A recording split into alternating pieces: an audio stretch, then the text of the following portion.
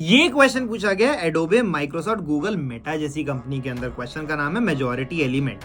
तो आपको क्या बताना है, एक एरे में कोई एक एलिमेंट ऐसा पक्का एग्जिस्ट करता है जो n/2 से ज्यादा है, ये बताना है वो कौन सा है। सिंपलेस्ट अप्रोच भाई, सॉर्ट कर दो, जो बीच का एलिमेंट होगा वो आंसर होगा, बट इसमें time complexity n log n लग जाएगी एंड हम रिजेक्ट हो जाएंगे। तो इसको करने का करेक्ट जो अप्रोच है दैट इज भाई वोटिंग सिस्टम के हिसाब से करते हैं। तो वोटिंग सिस्टम क्या कहता है भाई, अब जो मैंने यहाँ पे एलिमेंट्स लिखे हैं 1 2 5 7, आप ध्यान से देखो, ये यूनिक एलिमेंट्स हैं जो आंसर हो सकता है एक। अब यहाँ पे चलते हैं, हम सबसे पहले देखेंगे भाई जो शुरू में एलिमेंट है ना, ये कहेगा भाई मेरे को ना आप कैंडिडेट मान लो, हो सकता है मैं ही आंसर हो, तो हम कैंडिडेट इसको मान लेते हैं और ये 1 वोट से लीड में चल रहा है। फिर हम आगे बढ़े, जब मेरे पास सेम एलिमेंट आता है तो मैं इसका काउंट अपग्रेड कर दूंगा, ये 2 वोट से लीड में है। फिर 5 आया तो ये बोलेगा एक काउंट को डिक्रीज करो भाई, लीड 1 की रह गई।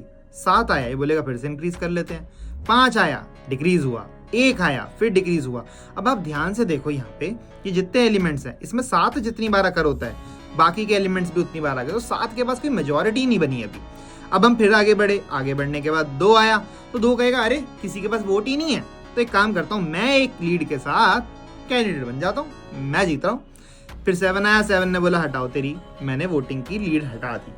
फिर अगला 7 आया, 7 देखेगा ओह कोई है ही नहीं जिसके पास वोट हो एक्स्ट्रा, तो मैं ही 1 वोट के साथ कैंडिडेट बन जाता हूं। अगर आप ध्यान से देखो, इसके अंदर हमने पूरे एरे को आइटरेट करा एक बार, टाइम कॉम्प्लेक्सिटी लगी n और स्पेस कॉम्प्लेक्सिटी लगी O1, जिससे हमने सीधा करेक्ट आंसर निकाल लिया। ऐसी वीडियोस के लिए फॉलो करो कोडिंग ब्लॉग्स को। जाते जाते ध्यान रखना, कोडिंग मतलब कोडिंग ब्लॉग्स।